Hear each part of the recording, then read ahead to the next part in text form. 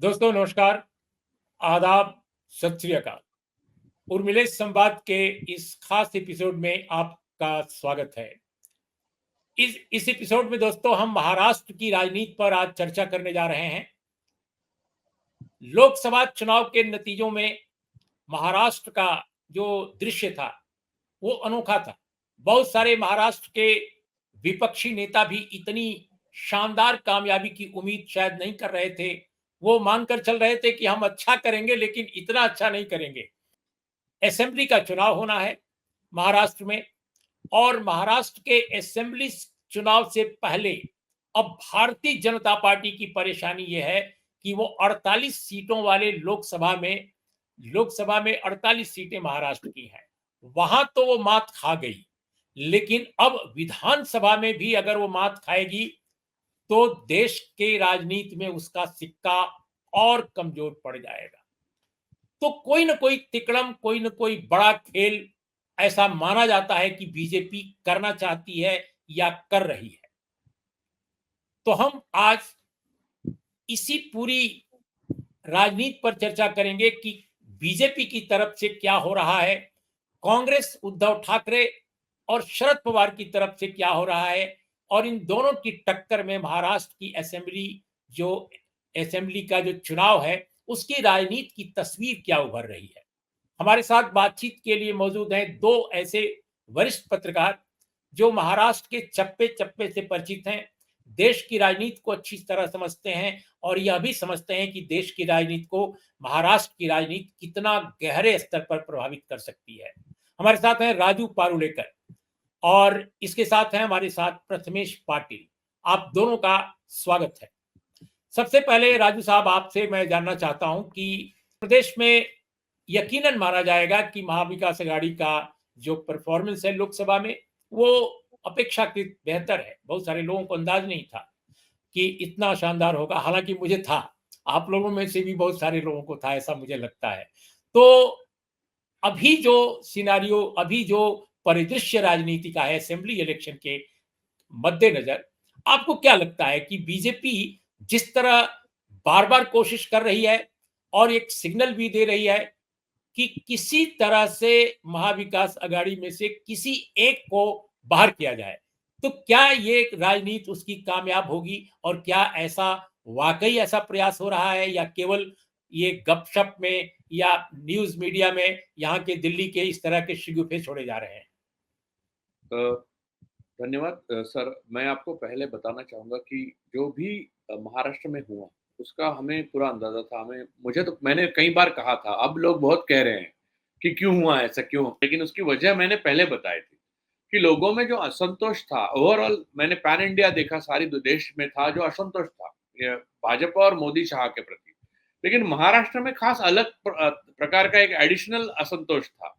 वो ये था कि पवार और ठाकरे गुट में वो जो यानी उसको तोड़ा गया, शिवसेना को तोड़ा गया और राष्ट्रवादी कांग्रेस को तोड़ा गया। लेकिन उनकी जो सिंबल को, घर को जिस तरह से तोड़ा गया, यानी जैसे कि आप समझ लीजिए कि शिवसेना को अगर तोड़ा गया है तो उसका जो तीर कमान, जो धनुष बाण है, बो एंड एरो, उसे ले गए, और वो भी अनकॉन्स्टिट्यूशनल इलिजिटिमेट तरीके से। और वो यही शरद पवार के साथ, अब वो 85 साल के हैं उम्र में, और उनके गांव के हैं प्रथमेश पाटिल, वो तो ज्यादा अच्छी तरह से जानते हैं, दौंड के हो, तो बारामती और वहीं पे आता है, उनके कॉन्स्टिट्यूएंसी में आता है। तो मैं ये देख रहा था कि लोगों में ये भी गुस्सा है कि ये महाराष्ट्र का दो गुजराती अपमान कर रहे हैं, और उनके साथी और गुजराती व्यापारी। जो उत्तर प्रदेश में हुआ ना वही हुआ। उत्तर प्रदेश में क्या हुआ, अयोध्या में क्या रहा, बोले गुजराती आके यहाँ कॉन्ट्रैक्ट लेते, गुजराती ये कर रहे हैं। गुजराती यानी सारे गुजराती विक्टिम है एक्चुअली, ये चंद गुजरातियों के। लेकिन ओवरऑल जो फीलिंग आम आदमी ये समझता नहीं है, वो भेद नहीं कर पाता।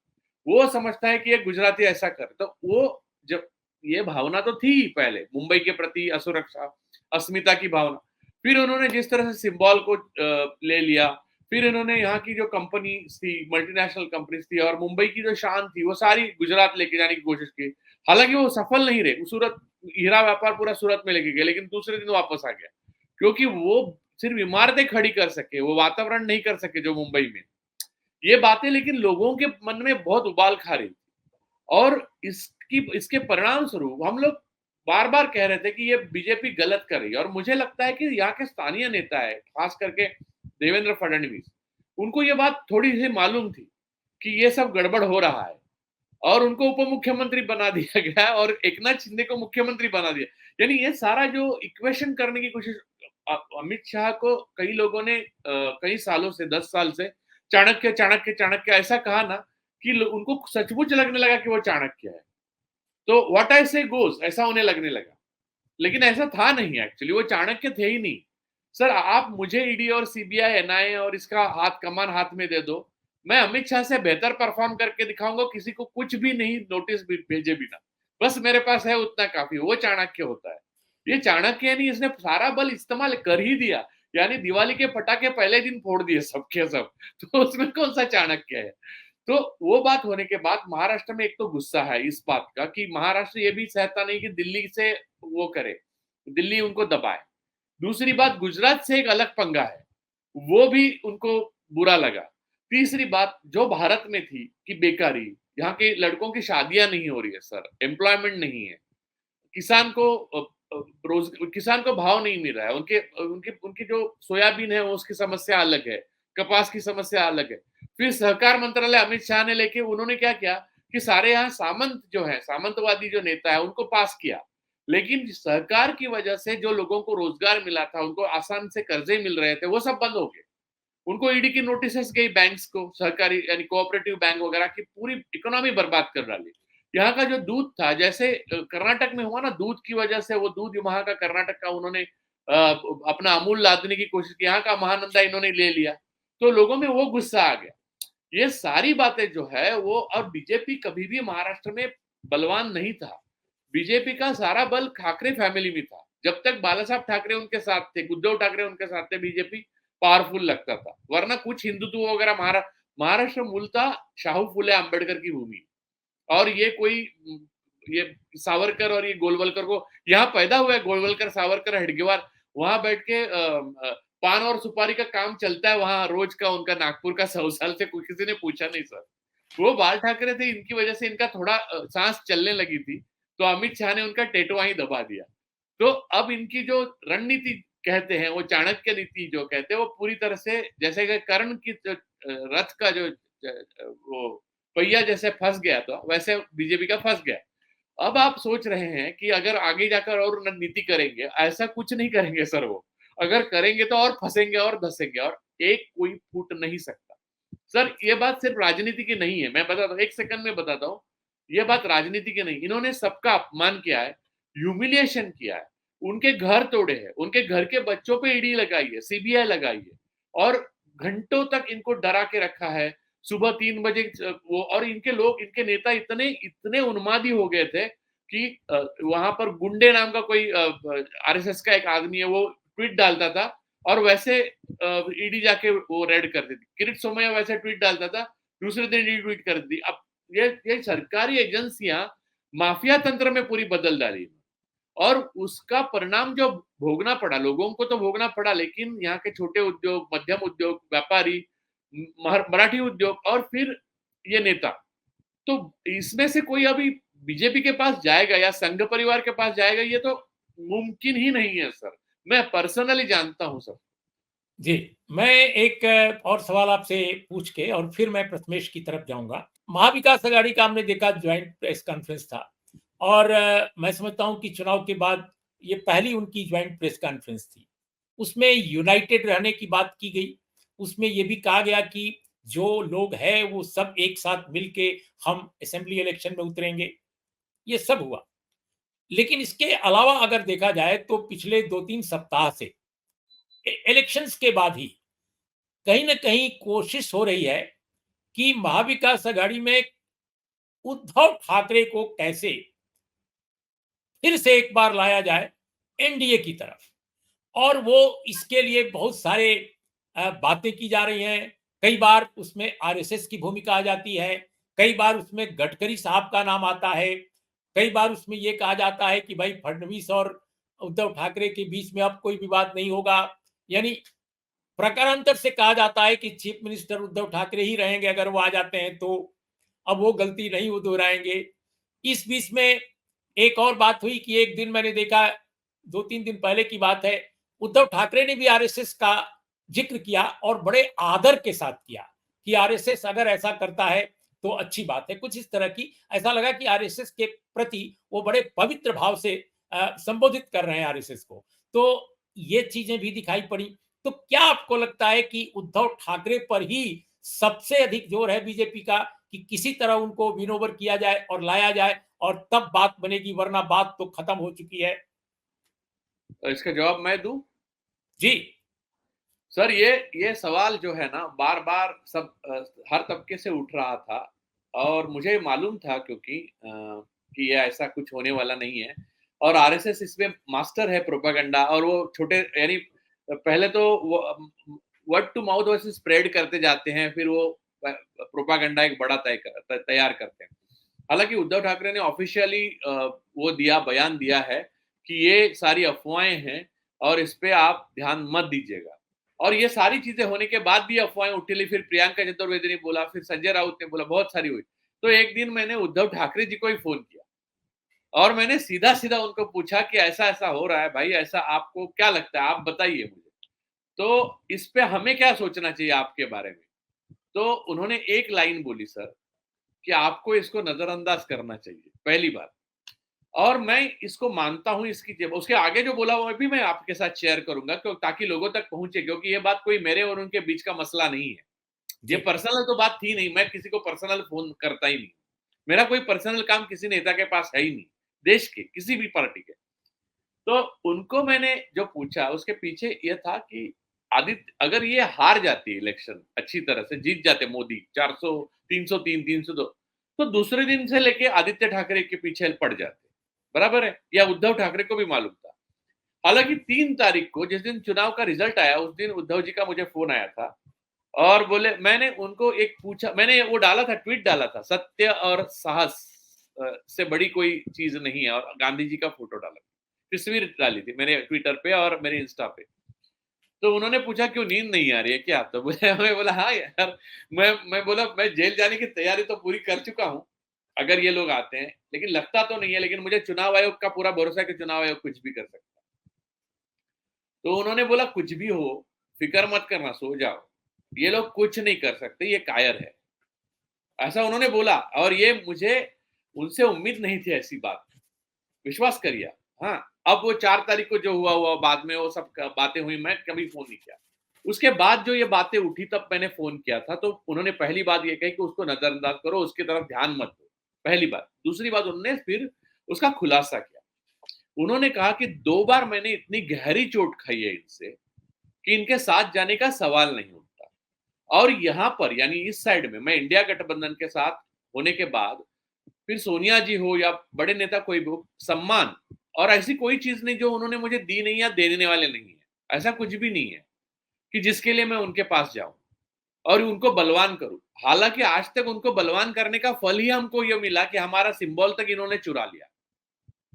तो सवाल आपको मन में आया कैसे ये राजू, ऐसा उन्होंने मुझे पूछा। और जिनके आपके दोस्तों के मन में यह सवाल आया, वो मुझ पर भले विश्वास ना रखें, लेकिन जिस परिस्थितियों से मैं और मेरी फैमिली गुजरी है, या अमित शाह और मोदी जी की वजह से, उन परिस्थितियों से कोई भी गुजरता तो क्या करता, जाता फिर से? नहीं जाता।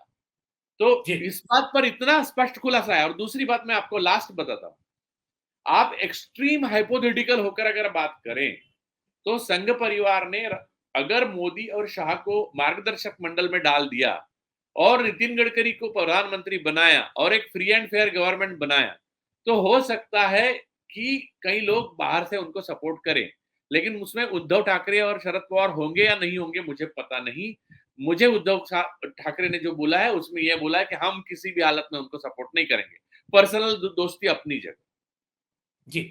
अच्छा प्रथमेश, अ, बिल्कुल राजू पार्लेकर ने जो बातें कही हैं बहुत ही एक्सक्लूसिव और बहुत इंपॉर्टेंट है, इसमें कोई दो राय नहीं। और इसमें न केवल तथ्यात्मकता है, बल्कि इसमें कंटेंट बहुत भारी है, बहुत बहुत वजनी कंटेंट है। इसलिए इस पर अविश्वास करने का कोई कारण नहीं है, क्योंकि एक पत्रकार का ये अपना आख्यान है जो कि बातचीत आधारित है उद्धव ठाकरे से। लेकिन मैं एक वजह आपसे जानना चाहता हूं कि जैसे उद्धव ठाकरे जी की सीटें कम हो गई, ये भी नेचुरल होता है कि ईर्ष्या द्वेष आपस में, कि भाई असेंबली इलेक्शन में अगर जीते, इनकी सीटें ज्यादा हो गई, तो मुख्यमंत्री का उम्मीदवार भी कहीं एक क्लेम न कर दें, जैसे बीजेपी और उद्धव ठाकरे में एक बार हो चुका है, तो मुख्यमंत्री का भी झगड़ा हो सकता है, एक बात कह रहे हैं। दूसरा, अब एक मुद्दा अभी देखा ताजा ताजा कि एमएलसी के इलेक्शन के लिए यूनिलेटरल कुछ डिसीजन लिए गए, हालांकि एक पर निगोशिएशन कंप्लीट हो गया तो उन्होंने विड्रॉ भी किया। तो ये सब जो सिम्टम्स या लक्षण कुछ नजर आए, शायद इसकी वजह से स्पेकुलेशन को बल मिला। आप कैसे देखते हैं इसको? जो जो speculation, I am not saying कि ये ऐसा ही है, लेकिन जो स्पेकुलेट जो किया जाने लगा, आपको क्या लगता है इस पर? सर देखिए, इसमें एक बात सीधे हमें क्लियर रखनी चाहिए कि इस पूरे इलेक्शन के दौरान महाराष्ट्र का जो चेहरा बने थे वो उद्धव ठाकरे थे। चाहे वो कांग्रेस हो, एनसीपी हो, उद्धव ठाकरे और उनके बाद शरद पवार, ये दो प्रमुख चेहरे थे। और आपने अगर जमीनी मेहनत भी देखी कि कितनी सभाएं की, कहाँ पे रैलीज की, और किसका कितना प्रभावी, कितना इम्पैक्टफुल प्रचार था, तो उसमें सबसे ऊपर उभरे हुए नेता उद्धव ठाकरे थे।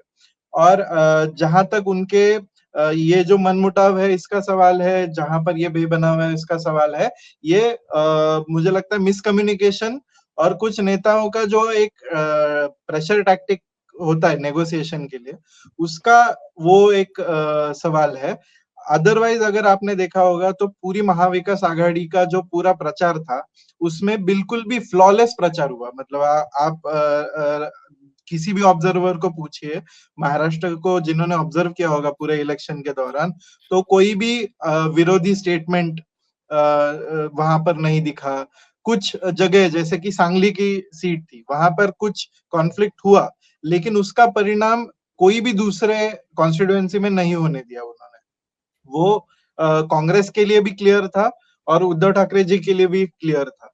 तो एक बात हुई है उसमें कि उद्धव जी का जो ज्यादा सीट लेना था वो बहुत ही स्वाभाविक था, क्योंकि कांग्रेस का जो पिछले इलेक्शन का परफॉर्मेंस था और कांग्रेस की इन जनरल जो हालात थी वो देखा जाए तो महाराष्ट्र में कांग्रेस को भी नहीं शायद आइडिया होगी कि वो इतना अच्छा परफॉर्म करेंगे इस बार। तो स्वाभाविक था कि उद्धव ठाकरे जी लीड कर रहे थे पूरा कोएलिशन, वो चेहरा बन चुके थे, तो नेगोशिएशन में सबसे ऊपर उनका शेयर, उनका हिस्सा सबसे ज्यादा होना बहुत ही लाजमी था, बहुत ही स्वाभाविक था। और अगर आप देखोगे तो उद्धव जी का जो पूरा जो कैंपेन था उसका फायदा कांग्रेस को हुआ, उसका फायदा एनसीपी को हुआ। ये वोट ट्रांसफर जो है वो जरूर हुआ है। तो इस वजह से एक एक ये जरूर है कि उद्धव जी का पर्सनल जो स्ट्राइक रेट कहते हैं, आजकल स्ट्राइक रेट इस्तेमाल करते हैं वर्ड, तो इतनी सीटों से इतनी सीटें मिली, तो शिवसेना का खुद का इतना परफॉर्मेंस नहीं कह सकते कि हम शायद कह दे कि वो थोड़ा नहीं परफॉर्म कर पाए। लेकिन फिर भी उनका जो शिवसेना के एग्जिस्टेंस का जो फायदा मिला वो जरूर डिजर्व करता है। वो ये बताता है कि इसमें सबसे ज्यादा कैंपेन की, मैसेजिंग की जो ताकत है वो शिवसेना के पास है। शिवसेना इसमें इकलौती कैडर बेस्ड पार्टी है महाविकास आघाड़ी में। इसका भी फायदा महाविकास आघाड़ी को हुआ। शिवसैनिकों ने पूरी जान की बाजी लगाकर, राजू सर इसके बारे में ज्यादा डिटेल बता सकते हैं, लेकिन चाहे वो मुंबई हो, चाहे कोंकण एरिया हो, पश्चिम महाराष्ट्र हो, जहां जहां पर शिवसेना की ताकत थी वहां पर शिवसैनिकों ने पूरी जान की बाजी लगाकर कांग्रेस और एनसीपी का काम किया।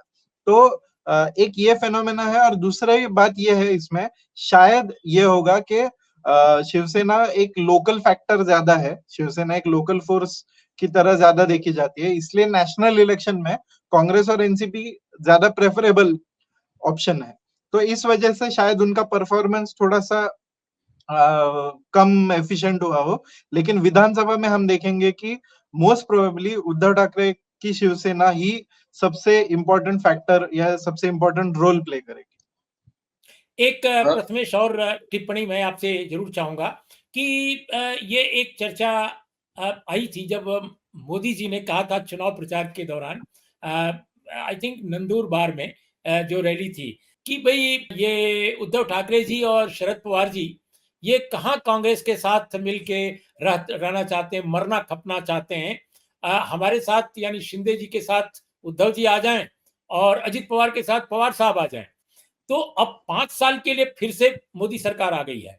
ये सही है कि बीजेपी को बहुमत नहीं मिला, तो ऐसे में महाविकास अघाड़ी के जो कॉन्स्टिट्यूएंट्स हैं, या इवन कांग्रेस पार्टी हो या शरद पवार साहब हो, उद्धव ठाकरे हो, सभी के जो इंडिविजुअल लीडर्स हैं, एमएलएज हैं, एमपीज हैं, अब 5 साल फिर से ईडी, सीबीआई और आईटी वाली जो एजेंसियों का सरकार है, जिनका इस्तेमाल करने में माहिर है, तो उनका सामना करना पड़ेगा। इस हाँ। सिनेरियो को कैसे आप देखते हैं, और इसमें तो कितनी वीरता का प्रदर्शन कर सकेंगे ये सारे कॉन्स्टिट्यूएंट के एमएलए और एमपीज?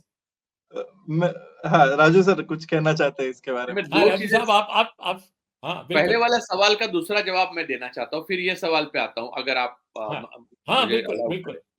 सर, हाँ। उद्धव ठाकरे ने जो प्रचार किया, उसमें से सबसे ज्यादा उन्होंने जो सीट्स लिए वो सही थे, और वो जैसे प्रथमेश ने कहा उससे मैं पूरी तरह से सहमत हूँ। लेकिन मैं आपको एनालाइज करके बताता हूँ उनकी जीत क्यों है। मैं बताता हूँ आपको, शॉर्ट में बताता हूँ लेकिन स्पेसिफिक बताता हूँ। उनके साथ सिर्फ 5 एमपी बचे थे सर, सांसद, उसके 9 हो गए। फिर जिन्होंने जो भाग गए थे उनके पास 11 थे, उनके 7 हो गए। हाँ, दूसरी बात, वो प्रादेशिक पार्टी थी, उनका जो सिंबल था वो गया था, उसकी वजह से उनके 3 सीट्स गए हैं सर।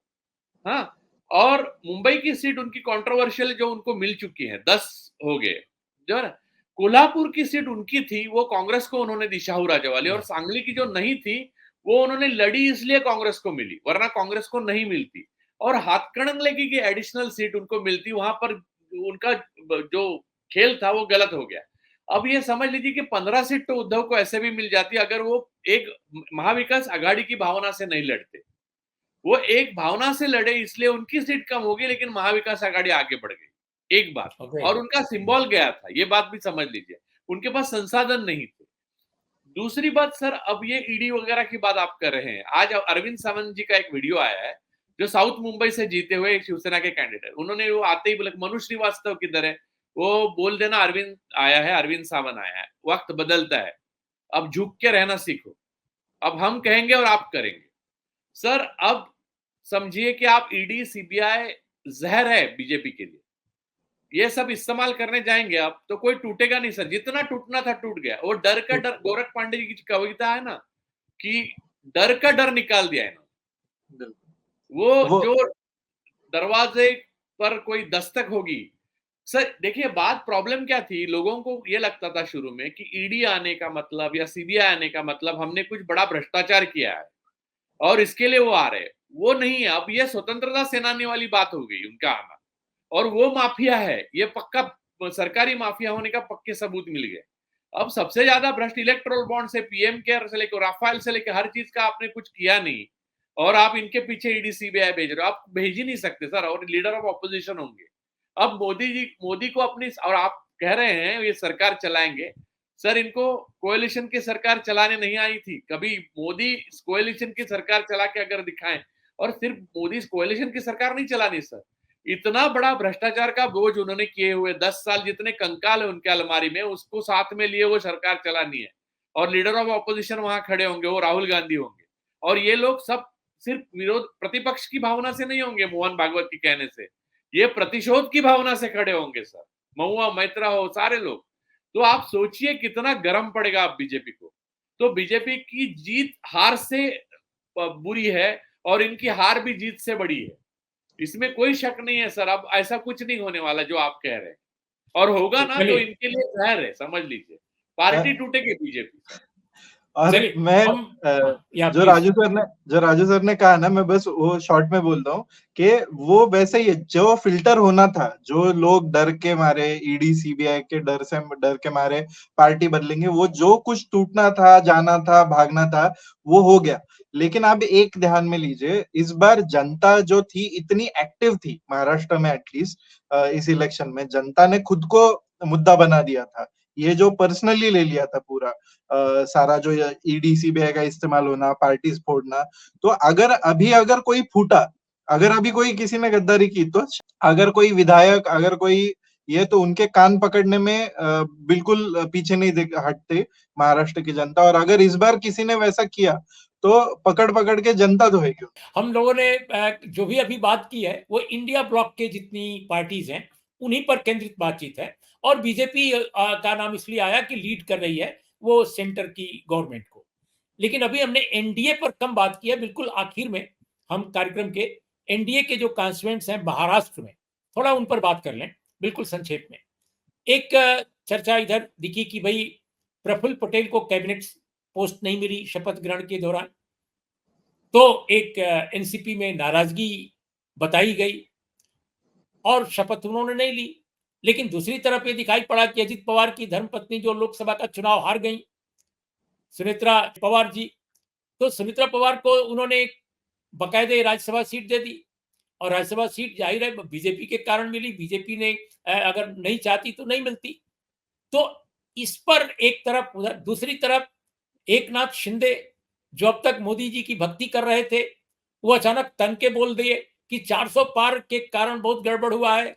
तो ये जो दोनों बात, एक तरफ अजित पवार तन गए कि साहब कैबिनेट से नीचे बात नहीं करेंगे, तो फिर आप राज्यसभा सीट भी दे दिए, और एक नाथ शिंदे बोल दिए 400 पार ने घाटा पहुंचाया, वरना रिजल्ट इतना अच्छा बुरा नहीं होता। तो इन दोनों एनडीए के जो कॉन्स्टिट्यूएंट्स हैं महाराष्ट्र में, इनकी जो राजनीति है इस वक्त, आपको क्या लगता है कि मोदी और शाह दोनों के लिए ये क्या सिग्नल है? देखिए, शिंदे जी का वो स्टाइल है एक नेगोशिएट करने का, वो मुझे नहीं लगता कि उनमें वो एक इंडिपेंडेंट ऑरा है या एक इंडिपेंडेंट पार्टी चलाने का जो एक एक्सपीरियंस भी नहीं है। और ऑफ कोर्स वो जो एक क्या कहते हैं, एक तरीके की हिम्मत जो चाहिए, वो नैतिक बल भी नहीं नैतिक है। बल, हाँ, वो वैसा है नहीं। उनका पोस्चर, उनका पोजीशन अभी वो जगह पे है नहीं कि वो वैसा कोई स्टेप ले सके। ऐसा मेरा मानना है, मेरा ऑब्जर्वेशन ऐसा है कि वो हमेशा से ऐसे डरा धमका कर थोड़ा सा स्पेस बनाते और वो स्पेस को ऑक्यूपाई कर लेते। दैट्स हिज स्टाइल, वो उनके स्टाइल का मामला है। जहां तक अजित पवार जी का सवाल है, वो पूरी जो उनके पास बची हुई पार्टी जो है, उनके साथ चली गई हुई जो एनसीपी है, जो शरद पवार पे आज तक क्रिटिक हुआ था कि उन्होंने सरदारों को एक साथ किया है, बस वो सारे फ्यूडल लॉर्ड्स है और उनको एक इकट्ठा बांधकर उन्होंने एक पॉलिटिकल पार्टी का नाम दे दिया। वो सारी की सारी फ्यूडल पार्टी अजित पवार के पास चली गई है। तो उनके पास सबसे बड़ा चैलेंज ये है कि अगर वो यहाँ से बाहर निकलते भी है, समझ लीजिए उन्होंने एनडीए से बाहर निकलने का, तो वो आगे जाके वो पार्टी खुद की मतलब टिका भी नहीं पाएंगे। वो कोई नहीं टिकेगा उनके साथ, वो जो सारे, क्योंकि वो है, वो सारे संस्थाओं के मालिक है, छोटे छोटे फैक्ट्रीज के मालिक है, बिजनेसमैन है। ये तरीके का उनका वो इकोनॉमिक जो स्ट्रक्चर है पार्टी का, वो वैसा है, वो पॉलिटिक्स उनका उस पे आधारित है। तो वो अगर ऐसा कोई स्टेप लेते हैं तो उनका पूरा पॉलिटिकल एग्जिस्टेंस धराशायी हो जाएगा। तो इसलिए मुझे नहीं लगता कि अजित पवार और एकनाथ शिंदे ऐसा कोई स्टेप ले सकेंगे। उनकी वैसी कंडीशन है नहीं, ऐसा मेरा अंदाजा है। हाँ राजू साहब, आप सर, लास्ट में। इसमें ये बात है कि एकनाथ, आज एक तो बयान आ गया है उद्धव ठाकरे और शरद पवार की तरफ से कि जो बाहर गए डर के मारे, उनको वापस नहीं लिया जाएगा किसी भी हालत में। तो दरवाजे बंद हैं हमारे हमेशा के लिए। तो उनके लिए अब दो ही रास्ते हैं सर, बीजेपी में शामिल होना अगर बीजेपी लेती है तो, या फिर रिटायर हो जाना। जो पैसे मिले हैं वो लेके रिटायर हो जाना, अगर मिले हैं तो। ये दो ही विकल्प है। और आप समझिए कि इन लोगों की हरासमेंट की लिमिट थी। यानी आपको मैं बताता हूँ, अनिल देशमुख साहब के घर में जब ईडी सीबीआई गई तो उनका पोता था, उन्होंने खुद बताया अरफा की शो में, वायर पे उन्होंने खुद बताया, उनके मुंह के, आप देख सकते हैं वीडियो है। मैं मुझे नहीं बताया, मैं तो उनसे बात, जिंदगी में उनसे बात नहीं हुई कभी। उनका 5 या 6 साल का पोता है, उसको भी पास बुलाकर ईडी ने उसका पूरा इंटरोगेट किया बिना वजह, जिस कोई केस ही नहीं था सर। और जो एक्चुअल कल्प्रिट थे जैसे कि परमबीर सिंह वगैरह, वो अभी तक बाहर है और उन्होंने पूरे जिंदगी के मजे लिए। ये सारी चीजें सबके घर में हुई सर। पर पवार के घर में सबको, यानी उनकी बहनें, उनकी बहुएं, सबको नोटिस जाते थे। फिर भुजबल के घर पे, अब भुजबल उनके साथ है लेकिन उनके घर पे हमने देखा है सर उनकी, मैं आपको इतना भयानक दृश्य बताता हूँ। एक भयानक दृश्य, यानी सोच नहीं, दुश्मन पे भी ऐसा साथ, दुश्मन के साथ ना हो कि कभी सत्ता आने के बाद हम और आप कभी नहीं कर सकते। अगर हमारे पास सत्ता आएगी नहीं, वो बात अलग है इस जन्म में, लेकिन आती है। सर आपको बता दो, भुजबल अंदर गए थे, ईडी ने उनको अंदर किया था, वो दोषी थे नहीं थे, अब तो वो बाद में बीजेपी में जाके पावन भी हो गए, वॉशिंग मशीन। तो वो अंदर थे, उनके घर में कोई मर्द नहीं था, यानी उनका उनका भतीजा भी अंदर था, जेल में था, ईडी की कस्टडी में था, बेटा भी कहीं बाहर गया था।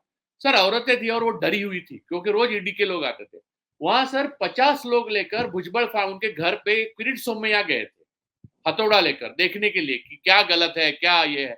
कौन है किरीट सोमैया सर? कौन है ये आरएसएस के लोग जो 50 लोग साथ में गए थे? सर ये जो माफिया तंत्र था ना, ये इसको देख के लोग परेशान हो गए।